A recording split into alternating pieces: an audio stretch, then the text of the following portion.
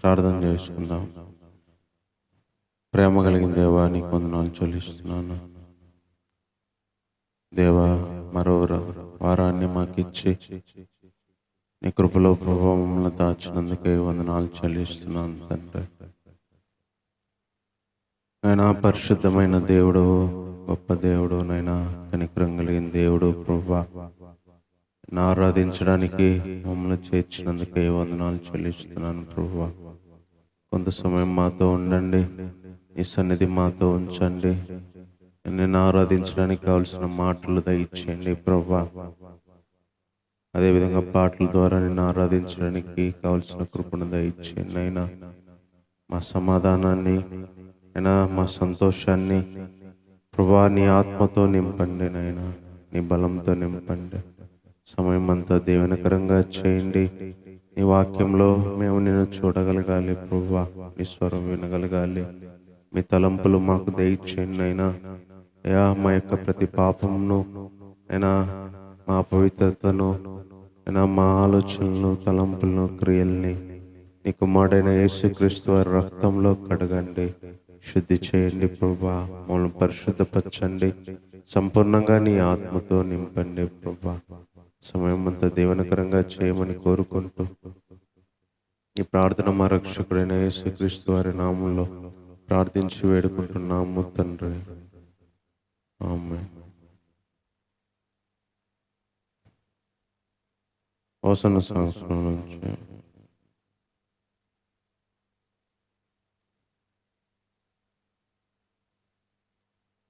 192వ పాట పాడుకుందాం. నిజమైన ద్రాక్షవల్లి నీవే,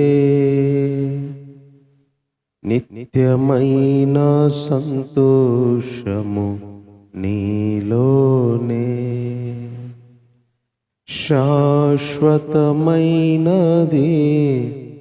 ఎంతో మధురమైనది, నా పైన నీకున్న ప్రేమ, ఎనలేని నీ ప్రేమ.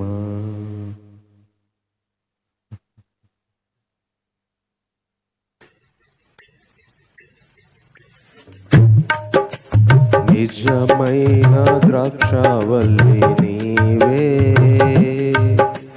నిత్యమైన సంతోషము నీలోనే, శాశ్వతమైనది ఎంతో మధురమైనది, నా పైన నీకున్న ప్రేమ, ఎనలేని నీ ప్రేమ, ఎనలేని నీ ప్రేమ. అతి కాంక్షణీయుడా, దివ్యమైన నీ రూపులో జీవించుచున్నాను, నీ ప్రేమకునే పత్రికగా. అతి కాంక్షణీయుడా, దివ్యమైన నీ రూపులో జీవించుచున్నాను, నీ ప్రేమకునే పత్రికగా. శిథిలమై ఉండగా నన్ను నీదు రక్తముతో కడిగి, నీ పోలికగా మార్చినావే నా యేసయ్యా. శిథిలమై ఉండగా నన్ను నీదు రక్తముతో కడిగి, నీ పోలికగా మార్చినావే నా యేసయ్యా. నిజమైన ద్రాక్షవల్లి నీవే, నిత్యమైన సంతోషము నీలోనే, శాశ్వత శాశ్వతమైనది, ఎంతో మధురమైనది. నా పైన నీకున్న ప్రేమ ఎనలేని నీ ప్రేమ, ఎనలేని నీ ప్రేమ. నా ప్రాణ ప్రియుడా, శ్రేష్టమైన ఫలములతో అర్పించుచున్నాను సర్వము నీకే అర్పణగా. నా ప్రాణ ప్రియుడా, శ్రేష్టమైన ఫలములతో అర్పించుచున్నాను సర్వము నీకే అర్పణగా. వాడిపోనివ్వక నాకు ఆశ్రయమైతివి నీవు, జీవపు ఊటవై బలపరచితివి నా యేసయ్యా. వాడిపోనివ్వక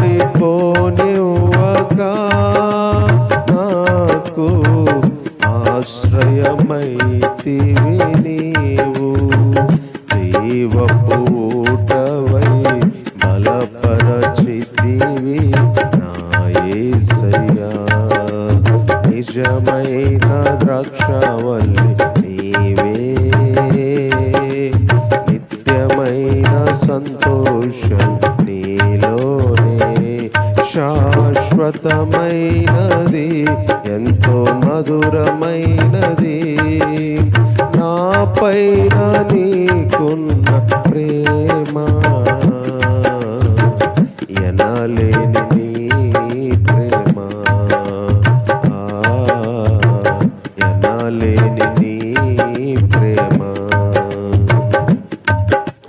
షాలేము రాజా, రమ్యమైన సియోనుకే నన్ను నడిపించుము నీ చిత్తమైన మార్గములో.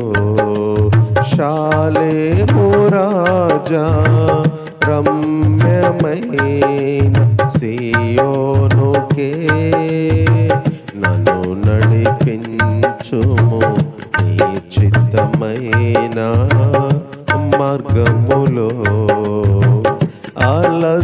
అలసిపోనివ్వక నన్ను నీదు ఆత్మతో నింపి, ఆదరణకర్తవై నన్ను చేర్చుము నీ రాజ్యములో.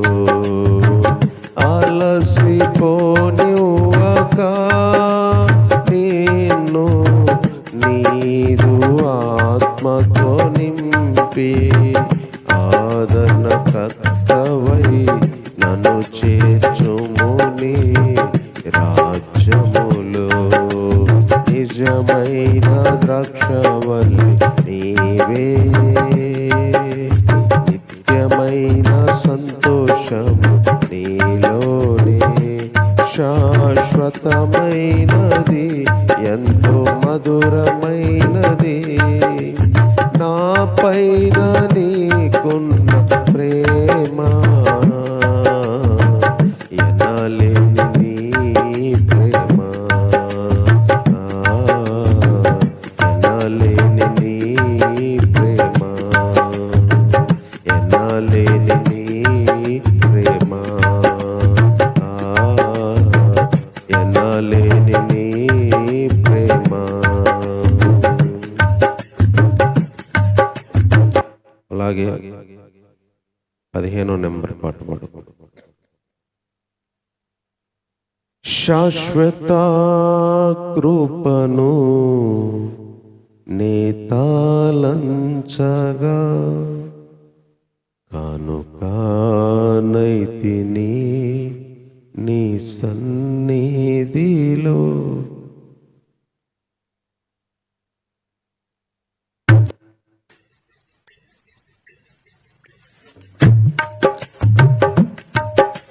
శాశ్వత కృపను నే తాళంచగా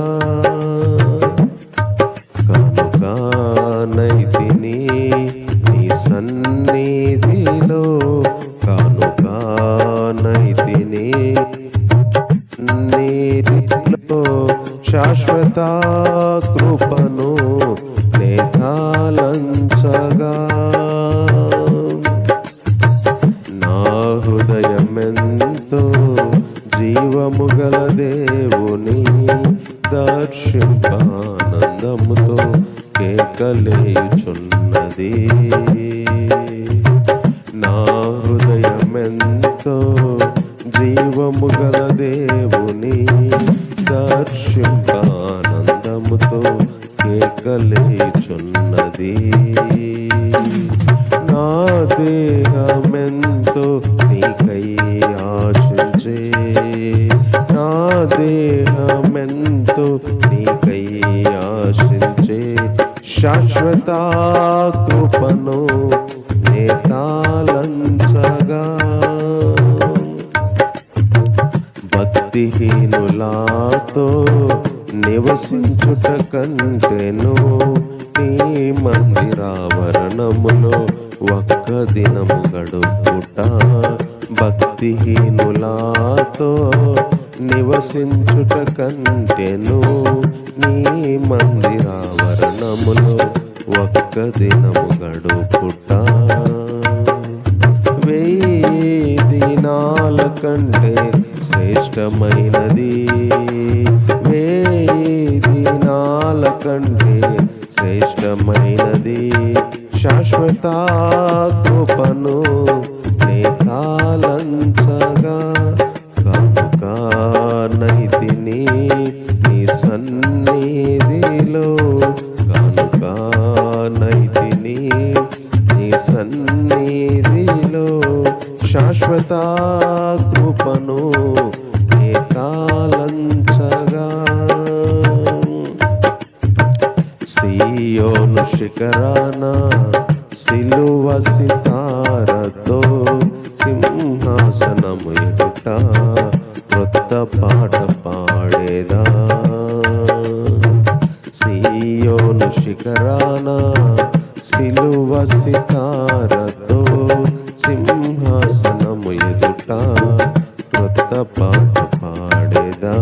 సియోను రాజువు నీవేగా, సియోను రాజువు నీవేగా శాశ్వత కృపను నే తాళంచగా కనుక నైతిని నీ సన్నిధిలో కనుక నైతిని నీ సన్నిధిలో శాశ్వత కృపను నే తాళంచగా.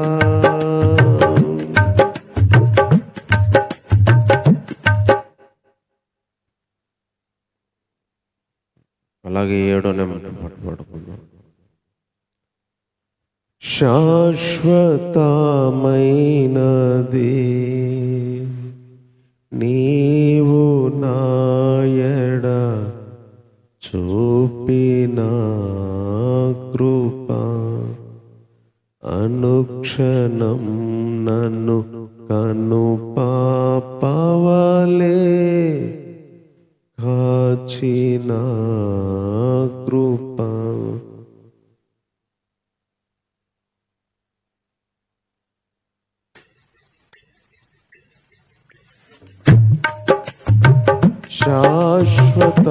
శాశ్వతమైనది నీవు నాయడ చూపిన కృప అనుక్షణం నన్ను కను పాపవలే కాచిన కృప అనుక్షణం నన్ను కను పాపవలే కాచిన కృప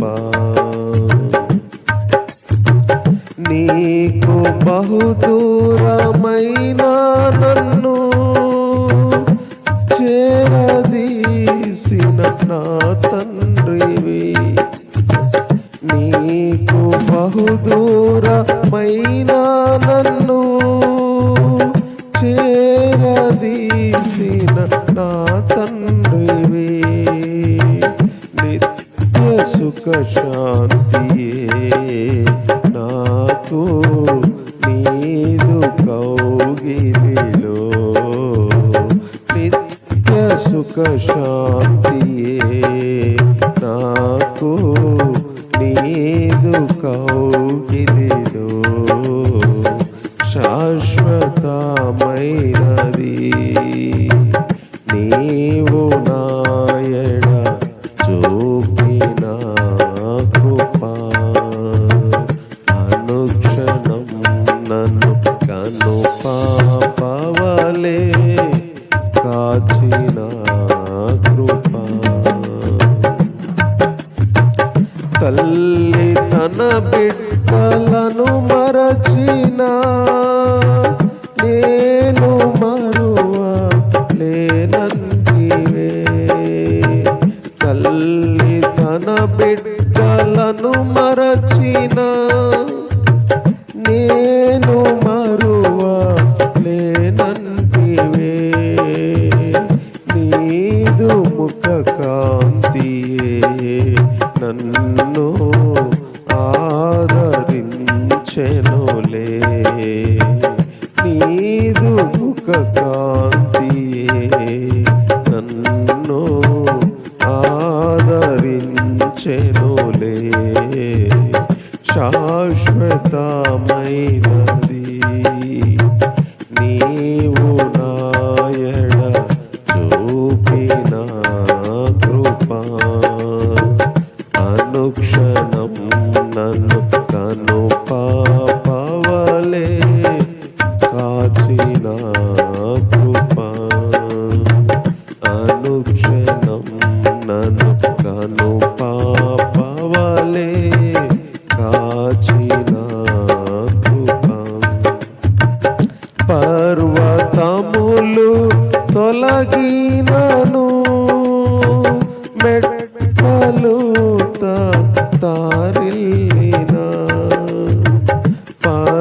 పర్వతములు తొలగినను మెట్టలు తారిల్లిన.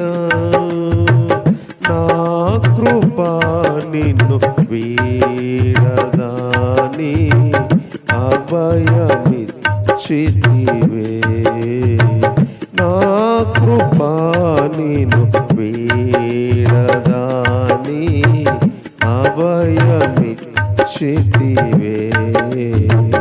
శాశ్వతమైనది నీవు నాయడ చూపిన కృపా. అనుక్షణం నన్ను కను పాపవలే కాచిన కృపా. అనుక్షణం నన్ను కను పాపవలే కాచిన కృపా. నీకు బహుదూరమైన నన్ను చేరదీసిన నా తండ్రివే. నీకు బహుదూరమైన నన్ను చేరదీసిన నా తండ్రివే. నిత్య సుఖ శాంతియే నాకు నీదు కౌగిలిలో. నిత్య సుఖ శాంతియే నాకు నీదు కౌగిలిలో. శాశ్వతమైనది నీవు నాయడ చూపిన కృపా. అనుక్షణం నన్ను కను పాపవలే కాచిన కృపా. అనుక్షణం నన్ను కను పాపవలే కాచిన కృపా.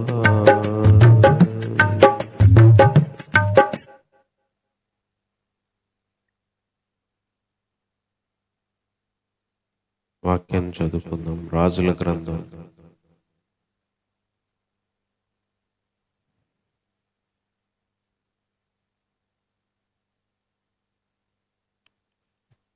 2వ గ్రంథము 3వ అధ్యాయము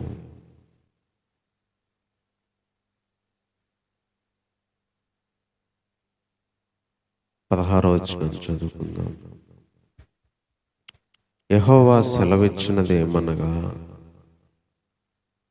ఈ లోయలో చాలా గోతులను త్రవ్వించుడి. యెహోవా సెలవిచ్చినదేమనగా, గాలియే కాని వర్షమే కాని రాకపోయినను మీరును మీ మందలను మీ పశువులను త్రాగుటకు ఈ లోయ నీళ్లతో నిండును. ఇది యెహోవా దృష్టికి అల్పమే. ఆయన మోయాబీయులని మీ చేతికి అప్పగించును. మీరు ప్రాకారం గల ప్రతి పట్టణమును, రమ్యమైన ప్రతి పట్టణమును కొల్లబెట్టి మంచి చెట్ల నరికి నీళ్ళ బావులన్నిటినీ పూడ్చి సమస్తమైన మంచి భూములను రాళ్లతో నెరిపివేయుదురు అనెను. ఉదయ నైవేద్యం అర్పించు సమయంలో నీళ్లు ఎదోము మార్గంన రాగా దేశము నీళ్లతో నిండెను. ఈ రాజుల గ్రంథం బైబిల్లో మరి రాజులు ఇశ్రాయేలును పరిపాలించేటప్పుడు జరిగిన చరిత్ర రాయబడింది. మనకు ముఖ్యమంత్రులు, ప్రధానమంత్రులు పరిపాలిస్తున్న టైంలో ఉన్నాం.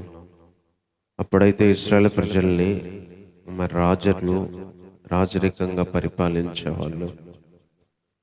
వాళ్ళల్లో కూడా మరి 2 గోత్రాలు విడిపోయి యూదా రాజ్యంగాను, మిగిలిన 10 గోత్రాలు ఇశ్రాయేల్ రాజ్యంగాను మరి పరిపాలన సాగింది. అయితే అలాంటి రాజుల ఈ టైంలో ఒక విషయం జరిగింది. ఈ రాజులు ఒక యుద్ధానికి వెళ్ళినప్పుడు, ఈ మోయాబీయులు అనే వారి మీదకి యుద్ధానికి వెళ్ళినప్పుడు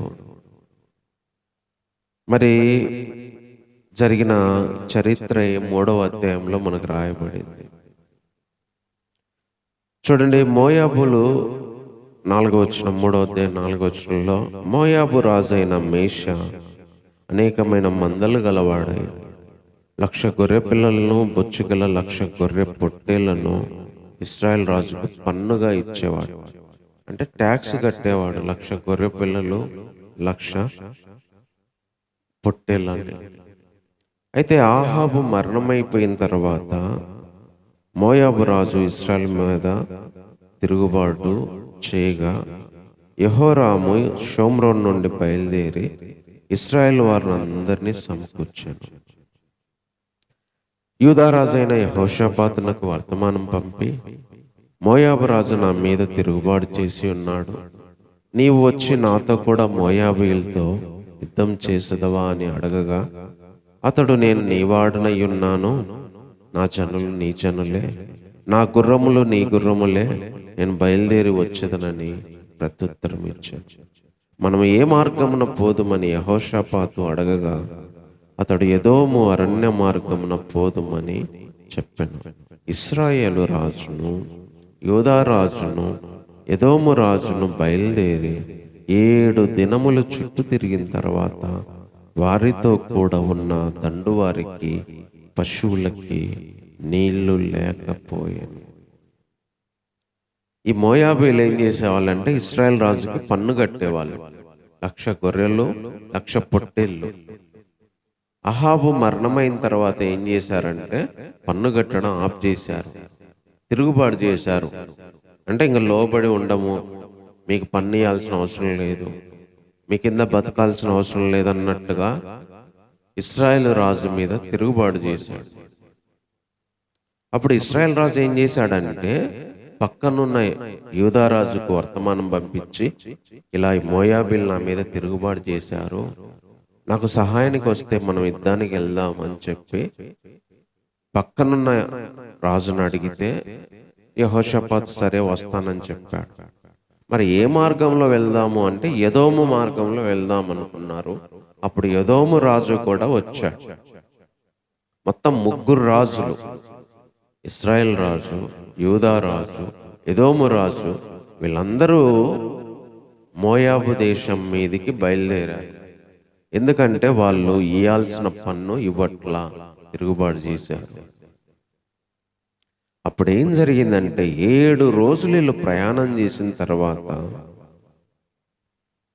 దండువారికి, పశువులకి నీళ్లు లేకుండా పోయినాయి అన్నమాట. అరణ్యములో నీళ్లు లేవు. మరి రౌతులకి, రథాలకి, పశువులకి నీళ్లు లేవు, రాజులకు నీళ్లు లేవు, సైన్యానికి నీళ్లు లేవు. ఇంకా యుద్ధం స్టార్ట్ అవ్వలా, యుద్ధానికి వెళ్ళలా. జస్ట్ 7 రోజులు 3 ప్రయాణమై వెళ్ళారు రాజులు. ఈ అరణ్యంలోనే వారికి ఏమైందంటే నీళ్లు లేవు. వారి పరిస్థితి ఇప్పుడు అర్థం కాని పరిస్థితి అయింది.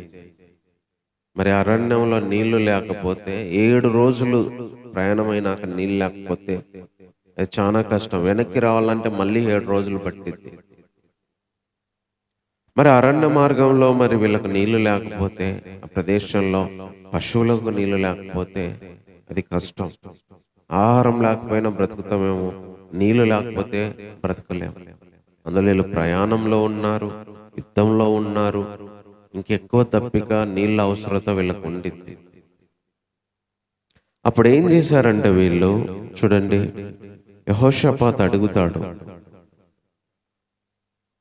ఇశ్రాయేలు రాజా, కటకట 3 రాజులమైన మనల్ని మోయాబీల చేతికి అప్పగించవలనని యెహోవా మనల్ని పిలిచెను అన్నాడు. వెంటనే ఎప్పుడైతే కష్టము, శ్రమ, దుఃఖము, ఇబ్బంది వచ్చిద్దో వెంటనే దేవుడు చూడు ఎంత న్యాయం చేశాడు అంటాము. అలాగే వీళ్ళు కూడా చూసావా, మన 3 రాజులను చంపాలని దేవుడు ఇక్కడికి తీసుకొని వచ్చాడు అని చెప్పి వెంటనే వీళ్ళు దేవుని గురించి నెగిటివ్గా మాట్లాడటం స్టార్ట్ చేశారు. 3 రాజులను నీళ్లు లేకుండా వాళ్ళ చేతికి అప్పగించాలని కటకట దేవుడు ఎంత కష్టాన్ని పెట్టాడని చెప్పి, వాళ్ళకి అప్పగించాలని దేవుడు ఎంత అన్యాయం చేశాడని చెప్పి మాట్లాడుకుంటున్నారు.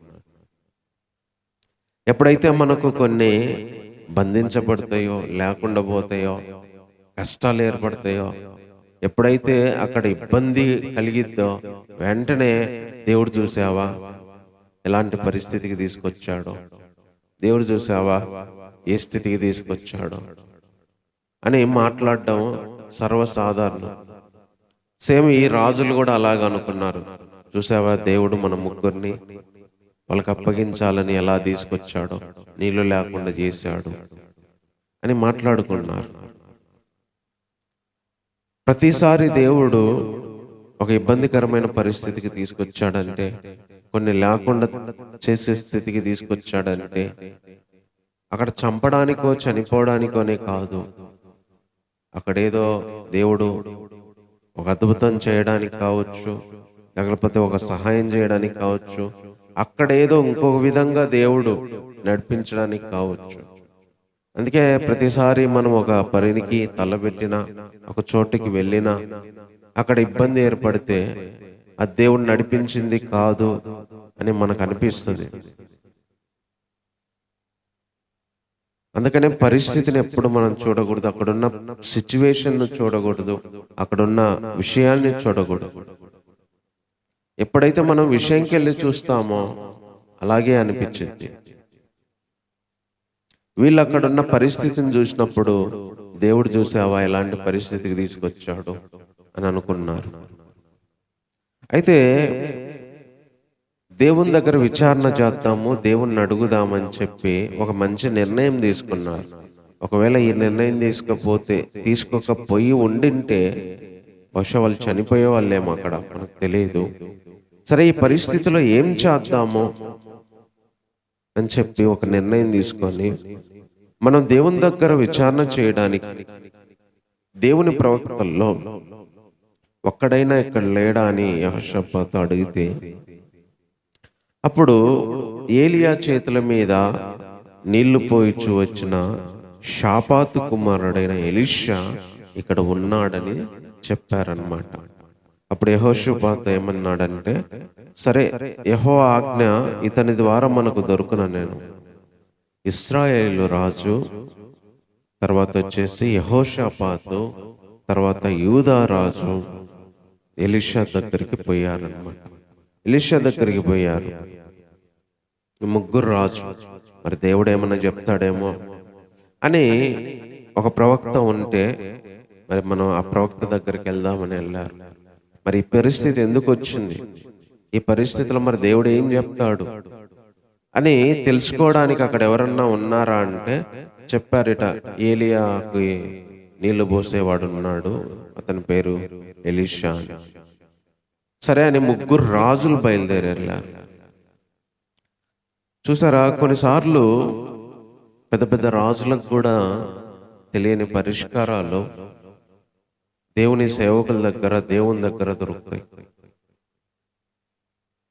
మరి వీళ్ళకి బలం ఉంది, సైన్యం ఉంది, రాజులు ఉన్నాయి, అన్నీ ఉన్నాయి, కానీ దేవుని మాట వీళ్ళకి లేదు, దేవుని సహాయం వీళ్ళకి లేదు.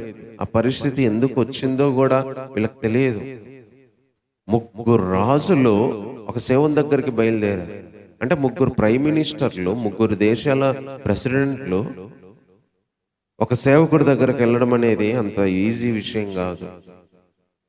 యుద్ధం జరుగుతుంది, మేము ఇలా ఈ పరిస్థితిలో ఉన్నాము, మాకు కష్టంగా ఉంది, దేవుడు ఏమన్నా చెప్తాడేమో నీతో అని ఒక సేవకుని దగ్గరికి ముగ్గురు రాజులు వెళ్ళడం అనేది మామూలు విషయం కాదు. అందుకనే దేవుడు ఎప్పుడు గొప్పవాడు. దేవుడు తన మాటలు ఇచ్చిన దేవుని సేవకులు ఎంతో గొప్పవారు. కొన్నిసార్లు దేవుని మాట కంటే విలువైంది ఏమీ లేదు. వీళ్ళకు నీళ్లు లేవు, ఆ పరిస్థితి ఎందుకు వచ్చిందో తెలియదు. ఈ టైంలో వాళ్ళకి కావాల్సింది దేవుని మాట, దేవుని సహాయం. ఈ పరిస్థితుల నుంచి బయటికి రావాలంటే దేవుడే దిక్కు. ఆ దేవునితో మాట్లాడడానికి దేవుని సేవకుడు కావాలి. ఆ సేవకుని దగ్గర ఎవరా అని విచారించి ఆయన దగ్గరికి వెళ్ళారు. అప్పుడు వెళ్ళినప్పుడు ఎలీషా అంటాడు, చూడండి, ఎలీషా ఇశ్రాయేలు రాజును చూచి, నాతో నీకు నిమిత్తమేమి, నీ తల్లిదండ్రులు నమ్ముకొనిన ప్రవక్తల యొద్దకు పొమ్మని చెప్పాను. అలాగనవద్దు, మోయాబీల చేతికి అప్పగింపవాలని యెహోవా రాజులమైన మా ముగ్గురిని పిలిచినని ఇశ్రాయేలు రాజు అతనితో అన్నాడు. ఎలీషా అప్పుడు ఏం చేశాడంటే, కోపం ఉంది. పాత నిబంధనలకు కొత్త నిబంధనకు చాలా డిఫరెన్స్ ఉంటుంది. రాజు వచ్చాడు, ఇశ్రాయేల్ రాజును చూసి, ముగ్గురు రాజులు వస్తే ఇశ్రాయేల్ రాజు వచ్చి, అసలు నాతో నీకేంది పని, మీ అమ్మా నాన్న నమ్ముకున్నారు కదా, మీ తల్లిదండ్రులు, ఆ పెట్టుకున్న దేవతల దగ్గరికి పో, వాళ్ళని అడుగు, నా దగ్గరికి ఎందుకు వచ్చావు అన్నాడు. అంటే ఇశ్రాయేల్ ప్రజలు ఏం చేశారంటే విగ్రహారాధన చేసి దేవుని దగ్గర విచారణ చేయడం తప్పిపోయింది వీళ్ళ అమ్మా నాన్న టైంలో. అందుకే ఎలీషా రాజు వచ్చినా కానీ, నా దగ్గరికి ఎందుకు వచ్చావు నువ్వు, నాతేం పని, మీ అమ్మ నాన్నలు పెట్టుకున్న ఆ విగ్రహాల దగ్గరికి, ఆ దేవుళ్ళ దగ్గరికి పో, ఆ ప్రవక్తల దగ్గరికి పో అని చెప్తున్నాడు. అప్పుడు బయలు ప్రవక్తలు ఉండేవారు, ఇంకా వేరే ప్రవక్తలు ఉండేవారు ఏలియా టైంలో. బహుశా ఆ ప్రవక్తలు చెప్తారు కదా, వాళ్ళ దగ్గరికి పో అని చెప్పి, మీరు అప్పుడు దేవుని నమ్ముకోకుండా, దేవుని ప్రవక్తను నమ్ముకోకుండా వేరే ప్రవక్తలు నమ్ముకున్నారు కదా అని ఎలీషా రాజును అసలు మాట్లాడడానికి కూడా ఇష్టపడలేదు. ఒకటే అంటున్నాడు, చూడండి, ఎవని సన్నిధిని నేను నిలబడి ఉన్నానో, ఇశ్రాయేలు దేవుడైన యెహోవా జీవముతో చెప్తున్నాను, యూదా రాజైన యెహోషాపాతును నేను గౌరవము చెయ్యని ఎడల నిన్ను చూచుటకైనను లక్ష్య పెట్టుటకైనను ఒప్పకపోదును. యూదా రాజు అయిన యెహోషాపాతు ముఖం చూసి అతన్ని మీదున్న గౌరవించడం వల్ల నేను నిన్ను చూడ్డానికైనా నిన్ను లక్ష్య పెట్టడానికైనా ఒప్పుకున్నా తప్ప, యెహోషాపాతు ఒకవేళ లేకపోతే నిన్ను చూడ్డానికి కానీ నేను లక్ష్య పెట్టడానికి కానీ నేను అసలు ఇష్టపడేవాడిని కాదు అంటున్నాడు. అప్పుడున్న సేవకులు చాలా పవర్ఫుల్గా ఉండేవాళ్ళు. రాజులు సైతము లెక్క కూడా చేసేవాళ్ళు కాదు, రాజుల్ని కూడా. ఈలీ కానీ ఎలీషా కానీ అలాంటి సేవకుల్లో చాలా గొప్పవాళ్ళు. పాత నిబంధనలో ఉన్న సేవకులు చాలా పవర్ఫుల్. ఇప్పుడు కొత్త నిబంధనలో మనము ఎవరు పిలిచినా మనమే వెళ్తాం వాళ్ళ దగ్గరికి. కానీ పాత నిబంధనలు అలా కాదు. గొప్ప గొప్ప రాజులు వచ్చినా కూడా ఎలీషా లెక్క కూడా చేసేవాడు కాదు. నయమాన్ వచ్చాడు, సిరియా దేశం నుంచి అధిపతి. బాగాలేదంటే యోర్దానికి వెళ్ళి మునిగి వెళ్ళమన్నాడు. కనీసం బయటికి వచ్చి కూడా చూడలా. ఫీల్ అయిపోతున్నాడు నయమాన్. అంటే అప్పుడు పాత నిబంధనలో సేవకుడు అంటే ఒక దేవునితో సమానంగా ఉండేవాడు, అంత పవర్ఫుల్గా ఉండేవాడు. ఒకసారి రాజు ఏలియన్ తీసుకొని రా అని చెప్తే 50 మంది వెళ్తారు ఏలియన్ తీసుకురావడానికి. నిజంగా నేను సేవకుడిని అయితే అగ్ని ఆకాశం నుంచి వచ్చి మిమ్మల్ని అందరినీ కాల్ చేయాలంటే 50 మందిని అక్కడికక్కడే కాల్ చేసేది.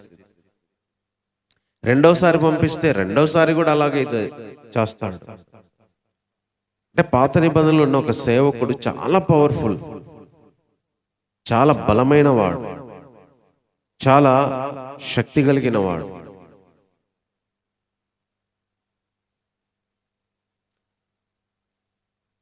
కాబట్టి ఇక్కడ ఎలీషా అదే చెప్తున్నాడు, నేను యెహోషాపాతు ముఖం చూడకుండింటే నేను నిన్ను లక్ష్య పెట్టడానికి కానీ చూడ్డానికి కూడా ఒప్పుకునేవాడిని కాదు అన్నాడు. సరే అని చెప్పి దేవునికి ఉన్న మంచితనము, సేవకులకున్న మంచితనం, వాళ్ళు ఎలాంటి వాళ్ళైనా సహాయం చేయడం అనేది దేవుని యొక్క మనస్సు.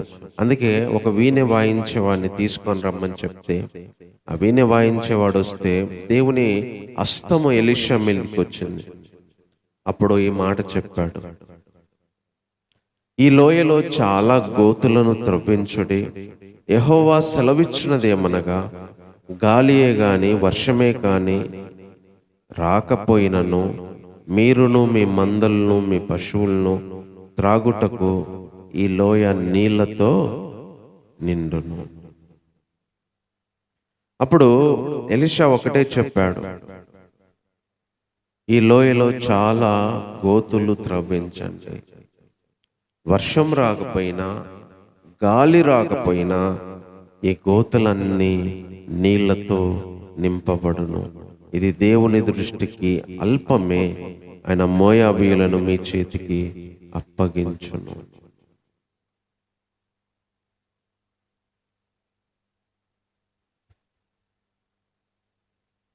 దేవుని దృష్టికి ఇది అల్పమైన విషయం అంటున్నాడు. ఏమంటున్నాడంటే లోయను త్రవ్వించండి, గోతులను త్రవ్వించండి. వర్షం రాకపోయినా గాలి రాకపోయినా అవన్నీ కూడా నీళ్లతో నింపబడతాయి. ఈరోజు మనము ఆరాధించడానికి వచ్చిన దేవుడు కొన్నిసార్లు నీళ్లు లేని పరిస్థితికి, అంటే దేవుడు ఇక్కడికి చంపడానికే తీసుకొచ్చాడు అనే పరిస్థితికి తీసుకొస్తాడు.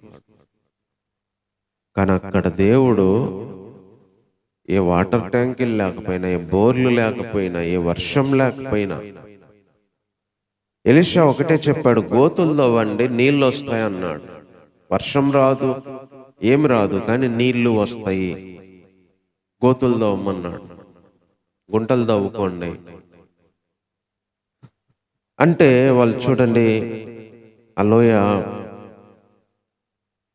ఉదయము నైవేద్యము అర్పించే సమయమందు నీళ్లు ఎదోము మార్గమున రాగా దేశము నీళ్లతో నిండెను. ఎక్కడి నుంచి వచ్చినాయో తెలియదు, వర్షం లేదు, బోర్ లేదు, వాటర్ లేదు, ట్యాంకులు లేవు. నీళ్లు ఎదోము మార్గంలో వస్తే దేశం మొత్తం నీళ్లతో నిండిపోయిందంట. దేవుడు ఎలాంటి కార్యాలైనా చేయగలిగిన వాడు, ఎలాంటి గొప్ప కార్యాలైనా చేయగలిగిన వాడు.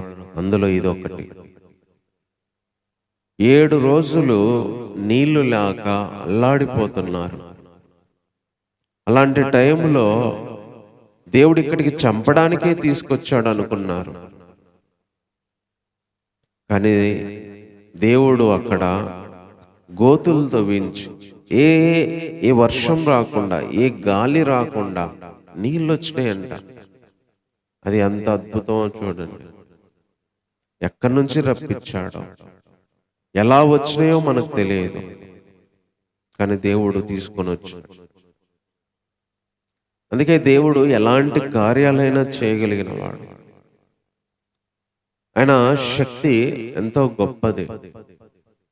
అందుకే మన శక్తిని మనం నమ్ముకున్నప్పుడు, మన బలాన్ని మనం నమ్ముకున్నప్పుడు చాలాసార్లు ఓడిపోతాం. కొన్నిసార్లు కష్టమైన పరిస్థితికి ఎందుకు దేవుడు తీసుకొచ్చాడో మనకు తెలియదు. ఆ కష్టమైన పరిస్థితిలోనే దేవుడు అద్భుతాన్ని చేస్తాడు. ఆ కష్టమైన పరిస్థితుల్లోనే ఎవరు ఊహించనంత గొప్ప మార్గాలు తీసుకొస్తాడు. ఎక్కడైతే నీళ్లు లేవో అక్కడికే నీళ్లు తెచ్చాడు. వర్షం లేదు, గాలి లేదు, కానీ నీళ్లు మాత్రం దేశం మొత్తం నిండిపోయినాయి. గుంటలన్నీ నిండిపోయినాయి. రాజులు నీళ్లు తాగారు, పశువులు నీళ్లు తాగారు, వాళ్ళు బ్రతికారు. ఈరోజు మన జీవితాల్లో కూడా కొన్ని ఎందుకు దేవుడు వీడికి తీసుకొచ్చాడా, ఎందుకు ఇట్లా తీసుకొచ్చాడా, ఈ పరిస్థితులకు ఎందుకు వచ్చామా అనిపిస్తుంది. కానీ మనం దేవుని దగ్గర విచారణ చేసి అడిగినప్పుడు అక్కడే దేవుడు ఏదో ఒకటి మనం అద్భుతాన్ని చేసి, మనం ఊహించనంత గొప్ప కార్యాన్ని చేసి ఆ పరిస్థితులను దాటిస్తాడు. అక్కడ బ్రతికిస్తాడు, అక్కడ నడిపిస్తాడు, అక్కడ నిలబెడతాడు, అక్కడ నుంచి ముందుకు తీసుకెళ్తాడు. అన్నీ మనల్ని చంపడానికి దేవుడు మన మీదకి తీసుకురాడు. అన్ని పరిస్థితులను, అన్ని బాధలను, అన్ని నష్టాలని, మన జీవితాన్ని ఈ లోకంలో లేకుండా చేయడానికి తీసుకురాడు. కాకపోతే మనకు అనిపిస్తుంది జరిగేదాన్ని బట్టి. కానీ అక్కడే దేవుడు ఎంత గొప్ప అద్భుతాన్ని అయినా చేసి ఆ పరిస్థితులన్నీ పూర్తిగా మార్చగలడు, మళ్ళీ పూర్తిగా మామూలు స్థితికి తీసుకురాగలడు. అంత గొప్ప అద్భుతాలు చేయగలడు. అలాంటి గొప్ప దేవుడు మనకున్నాడు. ఇంకా రెండో విషయం ఇక్కడ ఏం జరిగిందంటే, వీళ్ళు యుద్ధానికి వెళ్ళారు కదా, యుద్ధం కూడా చేయలా. ఏం జరిగిందంటే చూడండి, మోయాబీలు వీళ్ళు యుద్ధానికి వస్తున్నారని విని అల్పులేమి, గనులేమి అందరూ ఆయుధాలు ధరించుకున్నారు. వీళ్ళందరూ ఇశ్రాయేల్ ప్రజలు యుద్ధానికి వస్తున్నారని. ఉదయమందు వీరు చూచినప్పుడు సూర్యుడు నీళ్ల మీద ప్రకాశించాడు. అవతలి నీళ్లు మోయాబీలకి రక్తం వలె కనపడేను. గనుక వారు అది రక్తము సుమ, రాజులు ఒకరినొకరు హతం చేసుకొని నిజంగా హతులైరి, మోయాబీలారా దోపుడు సొమ్ము పట్టుకొందాం రండని చెప్పుకొనిరి. వారు ఇశ్రాయేలు వారి దండు దగ్గరకు రాగా ఇశ్రాయేలు లేచి వారిని హతము చేయుచుండిరి కనుక మోయాబీలు వారి ఎదుట నిలవలేక పారిపోయిరి. ఇశ్రాయేలు వారి దేశంలో చొరబడి మోయాబీలని హతము చేసేది.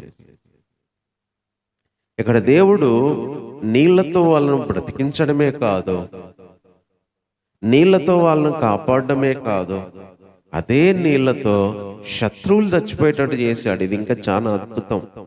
నీళ్లతో దేవుడు శత్రువులు చనిపోయే విధంగా చేశాడు. ఎట్లా అంటే, నీళ్ల మీద సూర్యుడు ఉదయించగానే ఈ మోయాబీలు దూరం నుంచి చూసినప్పుడు ఈ రక్తంలాగా కనబడిందంట. ఈ నీళ్ళని చూసినప్పుడు వాళ్ళకి రక్తంలాగా కనపడేసరికి వాళ్ళు అనుకున్నారు, ఈ రాజులు ఒకరినొకరు చంపుకున్నారు, ఈ రాజులందరూ చచ్చిపోయారు, ఆ రక్తం అంతా అదే అని చెప్పి వాళ్ళు అనుకొని వీళ్ళు చచ్చిపోయినారని బయలుదేరి వీళ్ళ మీదకి వచ్చారు. కానీ వీళ్ళు బతికే ఉన్నారు కదా.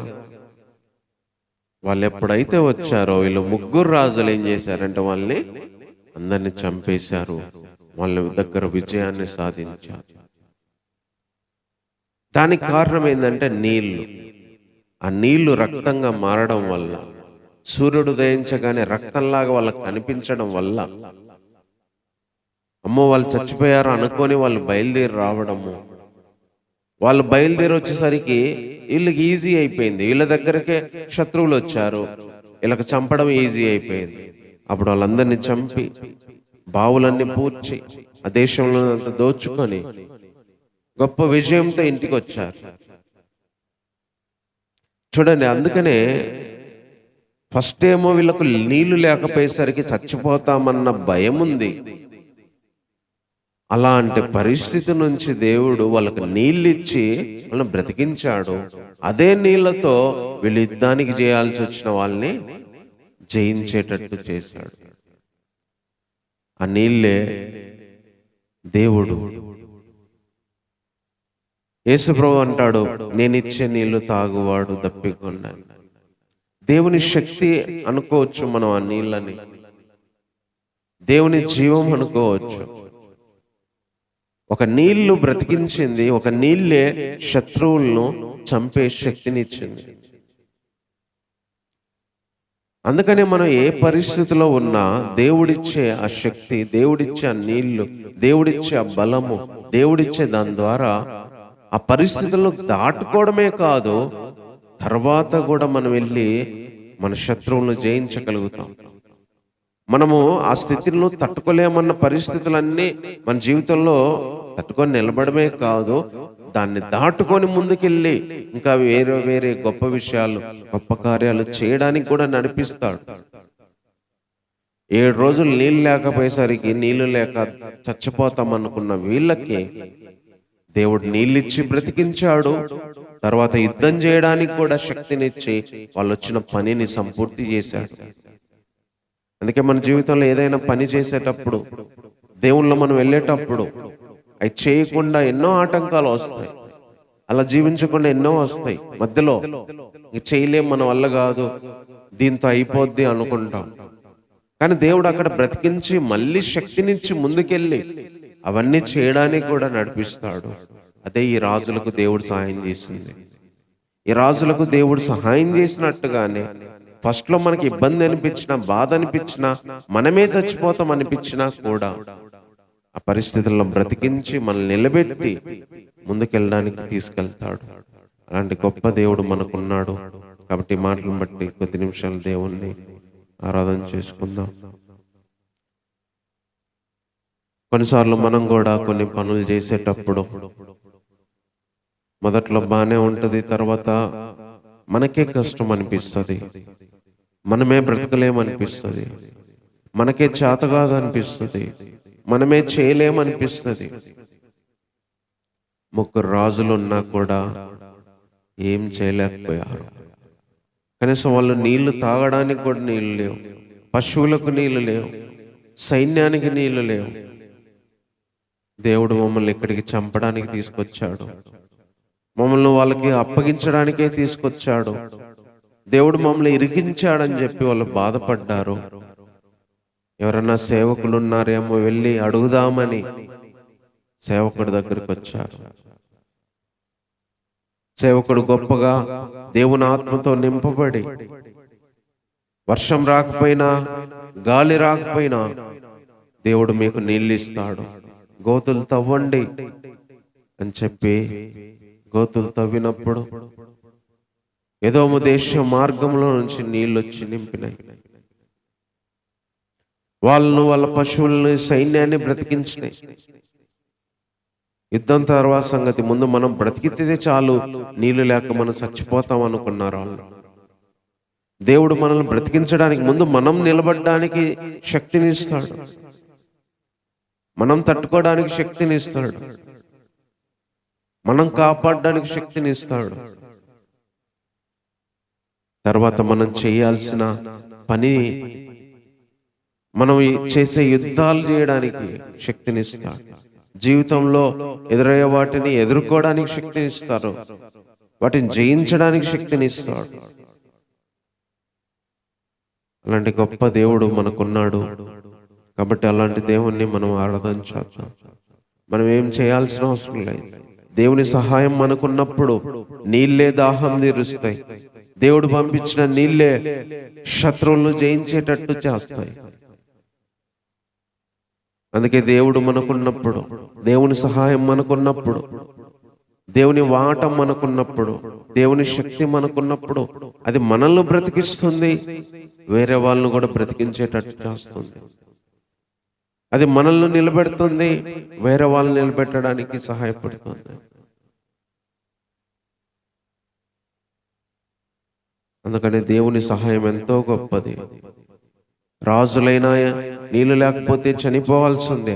ఎంత గొప్పవారైనా నీళ్లు లేకపోతే చచ్చిపోవాల్సిందే. అప్పటికే ఏ రోజులు నీళ్లు లేవు.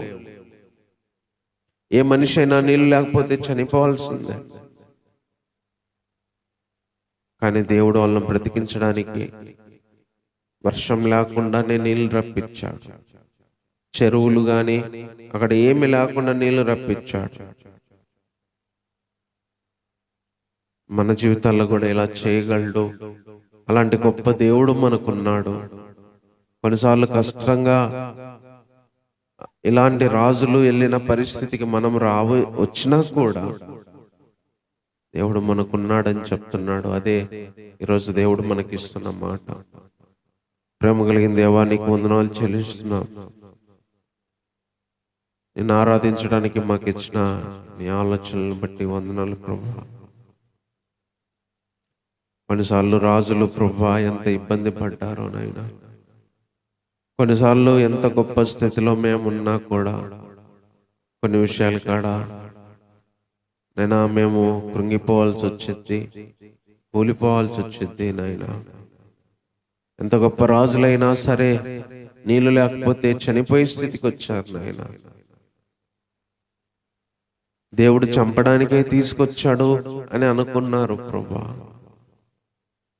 కానీ ఏ వర్షం లేకుండా, గాలి లేకుండా నీళ్ళు ఇచ్చారు. అదే నీళ్ళ ద్వారా శత్రువులకు రక్తంలాగా చూపించి వారి దగ్గరికి వచ్చి వాళ్ళ మీద యుద్ధం చేసేటట్టు చేశారు. మీరిచ్చిన నీళ్ళే వాళ్ళను బ్రతికించింది.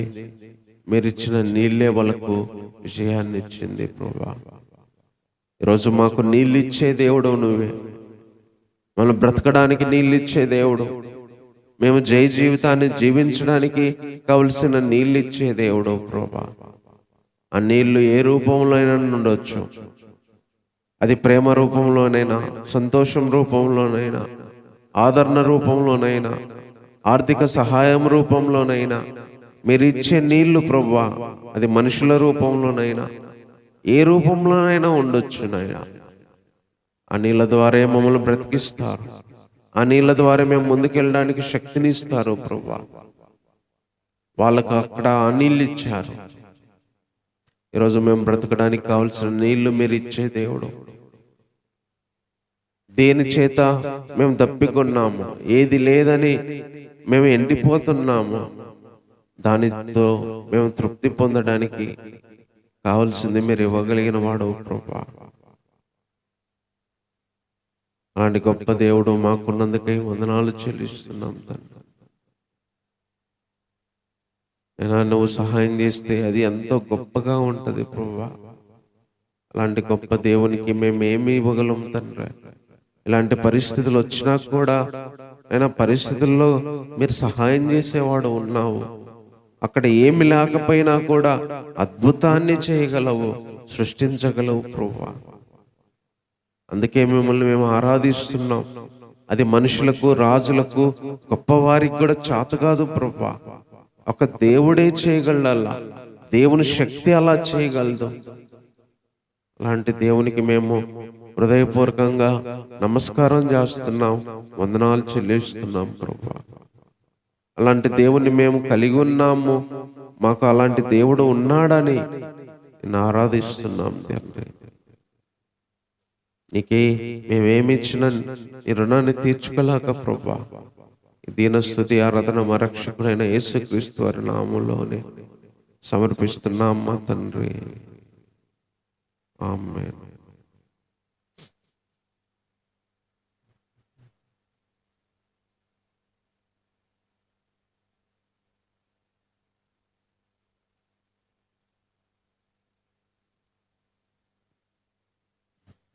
వసన సాంగ్స్ నుంచి ఒక పాట పాడుకున్నాం.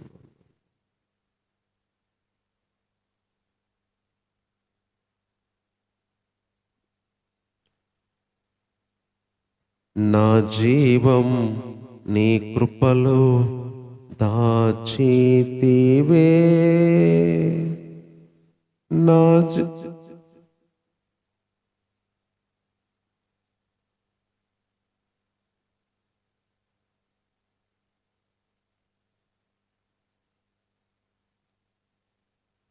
నా జీవం నీ కృపలో దాచితివే, నా జీవిత కాలమంతా ప్రభువా నీవే నా ఆశ్రయం, నా ఆశ్రయం.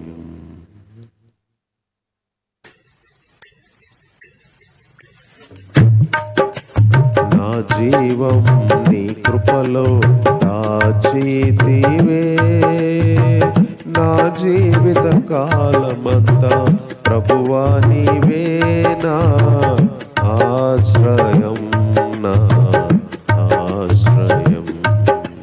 నా జీవం నీ కృపలో దాచితివే,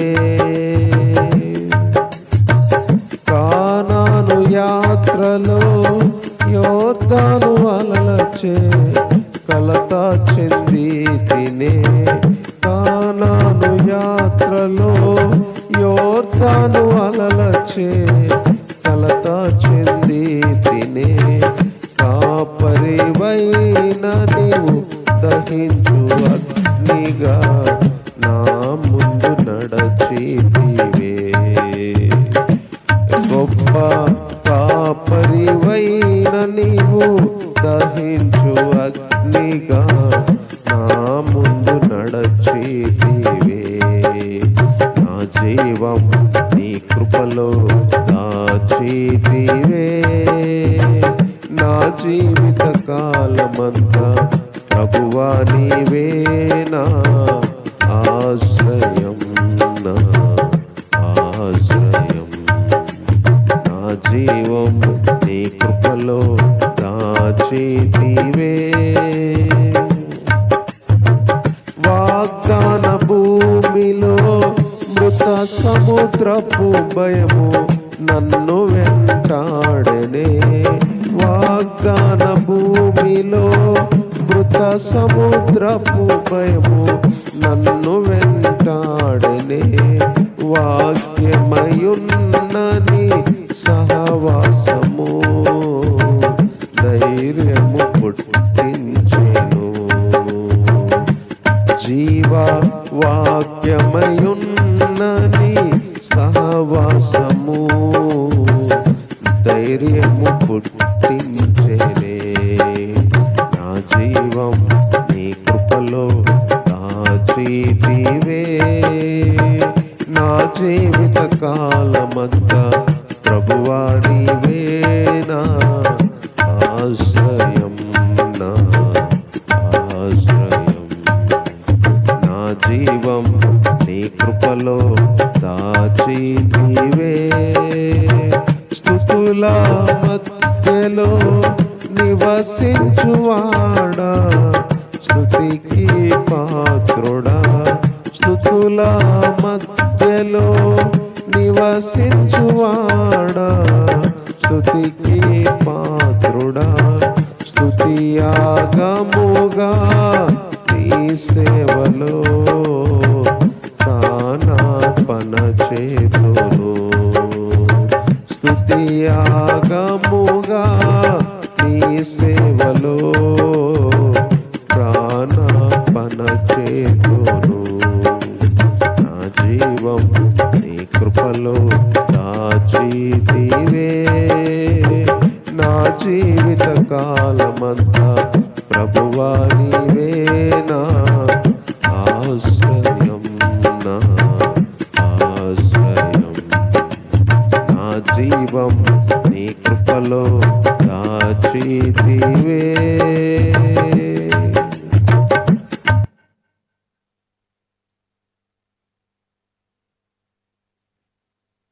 చిన్న వాక్యం చదువుకుందాం. నిర్గమకాండము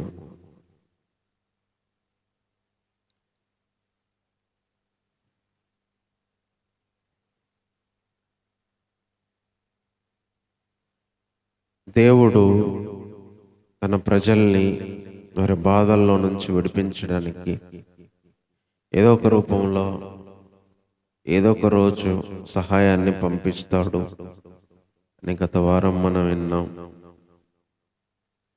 కొన్నిసార్లు మనం మంచి అనుకున్న చోటే భయంకరమైన బాధ ఉంటుంది. అలాగే ఇశ్రాయేల్ ప్రజలు బ్రతకడానికి వెళ్ళిన చోటే మరి భయంకరమైన బాధపడాల్సి వచ్చింది. మరి ప్రాణాలను చాలా విసిగించారు, మూలిగి నిట్టూర్చేటట్టు అంత కష్టపెట్టారు. దేవుడు ఒకరోజు చూసి దిగొచ్చాడు వాళ్ళని నడిపించడానికి. అలాగే దేవుడు మరి బాధల నుంచి విడిపించడానికి, కఠినమైన స్థితిలోంచి విడిపించడానికి మన జీవితాల్లో కూడా ఏదో ఒక రోజు సహాయాన్ని పంపిస్తాడు అని గత వారం మనం నేర్చుకున్నాం. ఈ వారము దేవుడు తన శత్రువుల్ని జయించేంత శక్తితో నింపి ఆ సహాయాన్ని పంపిస్తాడు. ఇక్కడ మోషేను దేవుడు పంపించాలనుకున్నాడు.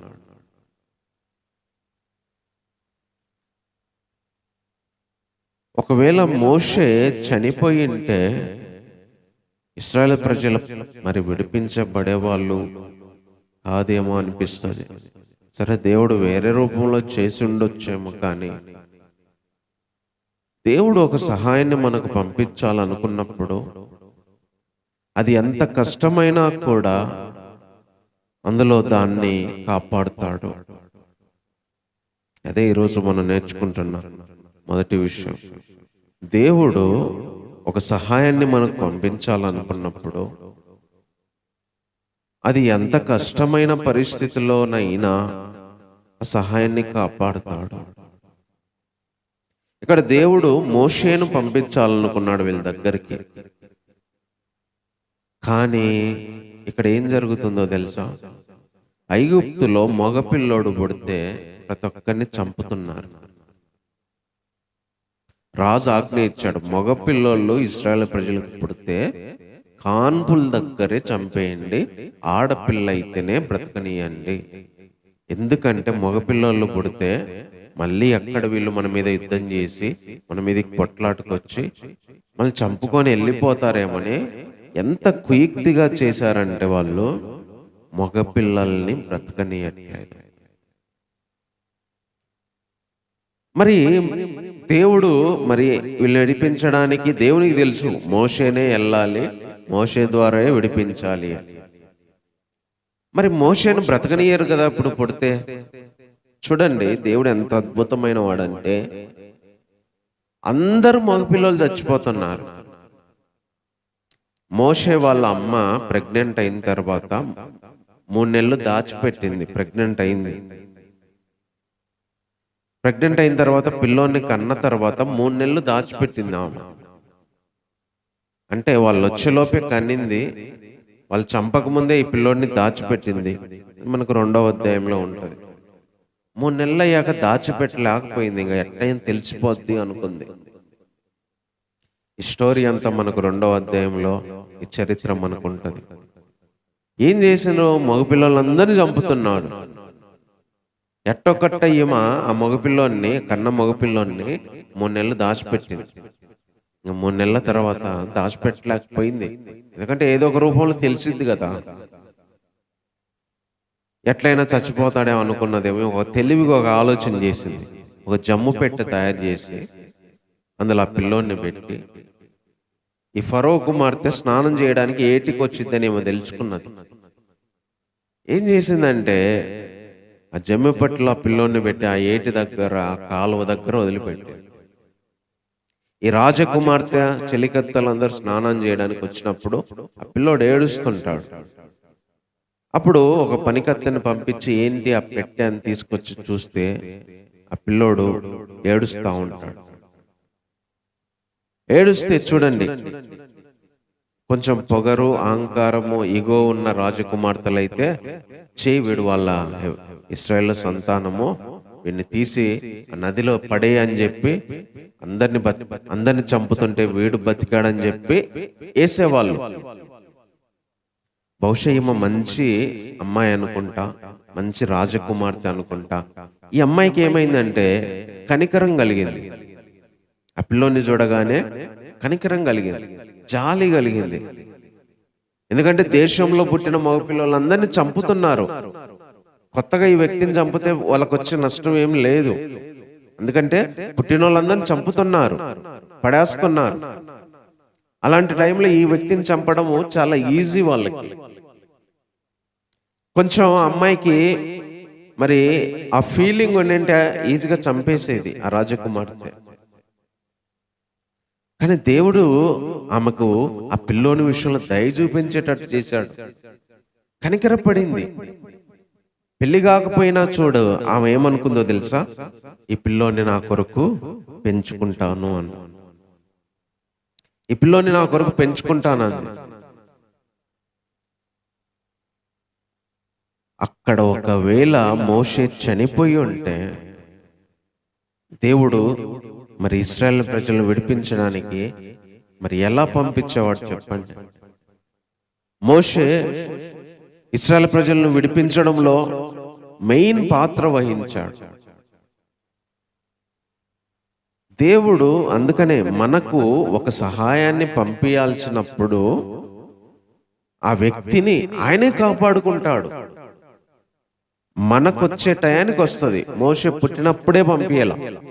మోషే పుట్టిన 80 సంవత్సరాలకి ఇశ్రాయేలు ప్రజలను విడిపించడానికి మోషేను పంపించాడు. 80 సంవత్సరాలు దేవుడు పుట్టుక నుంచి మోషేను కాపాడుకుంటూ వచ్చాడు. ఎందుకంటే మోషే నాకు అవసరము, మోషే నా ప్రజలను విడిపించాలి, మోషేనే వెళ్ళాలి. మోషే చచ్చిపోతే ఎట్లా అని అందరూ చచ్చిపోతున్న, మగపిల్లలందరూ చచ్చిపోతున్న పరిస్థితుల్లో కూడా దేవుడు అద్భుతంగా ఏ ఇంటోళ్ళైతే చంపమని ఆజ్ఞ ఇచ్చారో ఆ రాజ ఇంట్లోనే ఆ రాజ కుమార్తె కోసమే మోషే పెరిగాడు, పెంచుకునేటట్టు దేవుడు చేశాడు.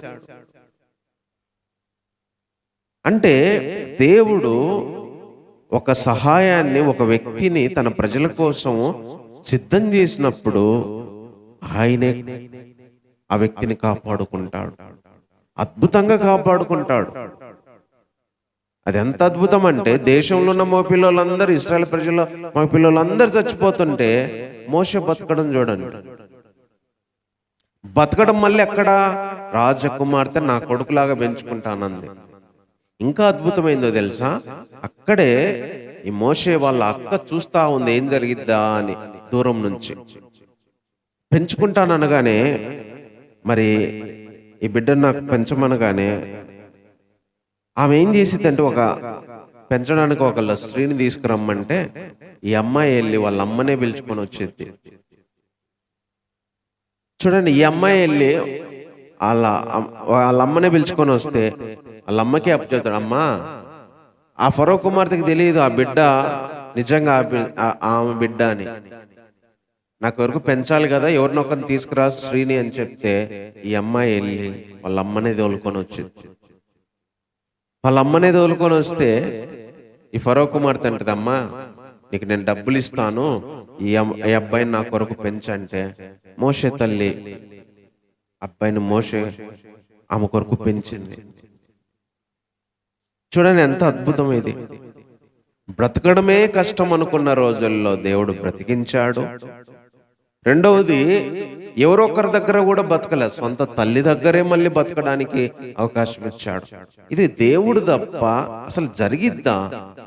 ఏదో మనం సినిమాల్లోనో లేకపోతే ఎక్కడన్నా కథల్లోనో బుక్కుల్లో చూస్తాం తప్ప కరెక్ట్ గా అందరు బతుకుతుంటే ఈమె చూడడం ఏంది, కనికరపడ్డం ఏంది, పెంచుకోవాలి నా కోసం అనుకోవడం ఏంది. మళ్ళీ పెంచడానికి ఎవరినన్నా తీసుకురమ్మంటే సొంతం తల్లినే తీసుకురావడం, ఇది దేవుడు తప్ప ఎవరు చేయలేరు. అందుకే అది దేవుడు చేశాడు కాబట్టి బైబిల్లో దాని గురించి రాయించాడు. అందుకనే దేవుడు అక్కడ మోషేను బ్రతికించకపోతే మరి ఇశ్రాయేల్ బాధల నుంచి ఎవరు విడిపిస్తారు? వీళ్ళు కనిపెడుతున్నారు, ఏడుస్తున్నారు, ఎవరొకరు వస్తారని, మరి ఎవరు విడిపించాలి?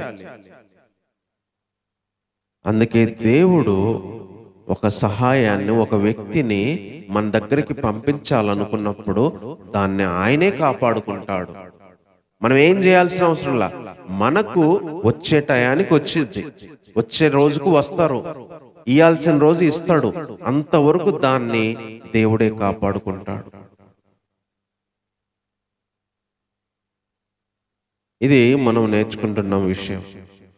దేవుడు మనకు పంపించే సహాయాన్ని, అది మనిషి రూపంలోనైనా, వస్తువు రూపంలోనైనా, ఏ రూపంలోనైనా, అది ఎక్కడుందో కూడా మనకు తెలియదు, దాన్ని దేవుడే కాపాడుతాడు. అక్కడ ఎంత ప్రతికూల పరిస్థితులున్నా, అక్కడ ఎంత ఇబ్బందికరమైన పరిస్థితులున్నా ఆ సహాయాన్ని దేవుడే కాపాడుతాడు. తర్వాత ఏం జరిగిందంటే, మోషే పెద్దవాడయిండు, ఆమె దగ్గరికి తీసుకెళ్ళాడు, ఆమె మంచిగా చదివించుకుంది, పెద్ద పెద్ద చదువులు చదివించుకుంది. అయినా ఫీలింగ్ ఉంటది కదా, నేను పలానోళ్ళ పిల్లోడిని, నా క్యాస్ట్ ఇది, నా వాళ్ళు ఇది, నా ప్రజలు వీళ్ళు అని ఉంటది కదా. మోషేకు కూడా అదే ఉంది. నేను ఈ ఫరో కుమార్తె కుమారుని కాదు, వీళ్ళు నా ప్రజలు కాదు, నా ప్రజలు వాళ్ళు బాధపడుతున్నారు, శ్రమ పడుతున్నారు, ఇబ్బంది పడుతున్నారని. మోషే ఏం చేశారంటే, ఒకసారి ఐగుప్తుడు ఇశ్రాయేల్ ప్రజలు కొట్టుకుంటుంటే, ఐగుప్తుడు ఇశ్రాయేలీయుడు కొట్టుకుంటుంటే ఐగుప్తుని చంపేస్తాడు, ఇశ్రాయేలీయుల్ని కాపాడుతాడు. అంటే తనోన్ని కాపాడుకున్నాడు, ఐగుప్తుని చంపేశాడు. అది జరిగింది.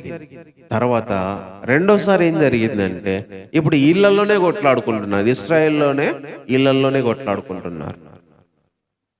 అప్పుడు అన్యాయం చేసిన ఎందుకు మీరు కొట్లాడుకుండేది అంటే, నువ్వేం మాకు తీర్పరివా అని ఎదురు మాట్లాడి, ఐగుప్తుని చంపినట్టు నన్ను చంపాలనుకుంటున్నావా అని సొంత ప్రజల్లోనే న్యాయం చెప్పాలని మోషే చూసినప్పుడు, ఐగుప్తుని చంపినట్టు నన్ను చంపుతావా, ఏం నువ్వు మా మీద తీర్పరివా, మా మీద అధికారివా, అసలు నీకెవడు పెత్తనం ఇచ్చాడన్నట్టుగా మోషేతో మాట్లాడితే మోషేకు భయమైంది.